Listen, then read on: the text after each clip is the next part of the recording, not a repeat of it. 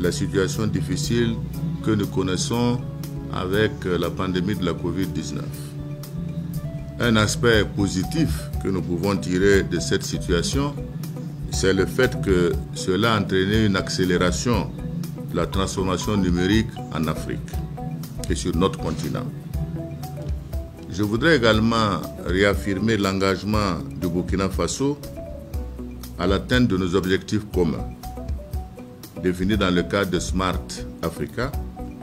et surtout insister à nouveau sur la nécessité que nous puissions avoir un ancrage institutionnel et surtout un acte juridique de la constitution de notre alliance. Je pense que cela est important pour donner un peu plus de poids et de force à notre organisation. Je voudrais féliciter l'Alliance pour toutes les initiatives qu'ils ont eu à développer pour lutter contre la pandémie, ce qui nous a permis de suivre le challenge organisé pour identifier des solutions proposées par des Africains. Et cela aussi, c'est quelque chose qui a été important parce que non seulement ça a permis de valoriser les talents, mais de rechercher également des solutions endogènes à la lutte contre cette pandémie. Monsieur le Président, je voudrais également, sur des points qui ont été développés au niveau des questions à voir, saluer le lancement, je dirais, des schémas directeurs qui sont prévus dans l'ordre du jour,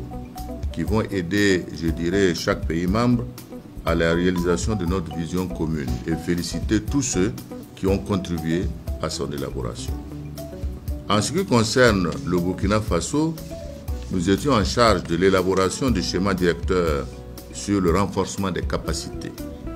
après que nous ayons adopté la stratégie en mai 2019 à Kigali. Je voudrais vous rassurer que nous y travaillons et que courant 2021, nous pourrons vous soumettre donc le schéma directeur concernant le renforcement des capacités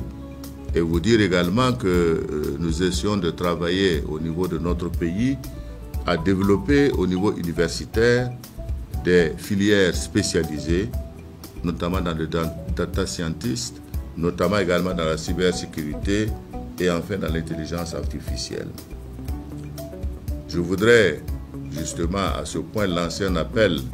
à la mobilisation des ressources en faveur, je dirais, du renforcement des compétences des Africains dans le domaine des nouvelles technologies. Enfin, je voudrais insister sur le fait que sur notamment l'initiative Smart Africa Digital Academy, qui a pour objet donc le développement général des compétences au sein, je dirais, des pays membres, dire que le Burkina Faso souhaite en tout cas être, je dirais, un pays dans lequel qui va servir de pays pilote à la mise en œuvre, donc, je dirais, de cet objectif. Je voudrais également réitérer ce que vous venez de dire en ce qui concerne la collaboration que nous devons avoir avec le secteur privé dans le cadre du renforcement de notre institution et également du financement des projets qui vont permettre la création d'emplois et de pouvoir implémenter le digital au niveau de l'Afrique dans tous les secteurs. Cela est important et je voudrais saluer en tout cas encore une fois tous les partenaires au développement qui nous accompagnent et également tous les invités spéciaux qui sans nul doute trouveront un intérêt également à cela.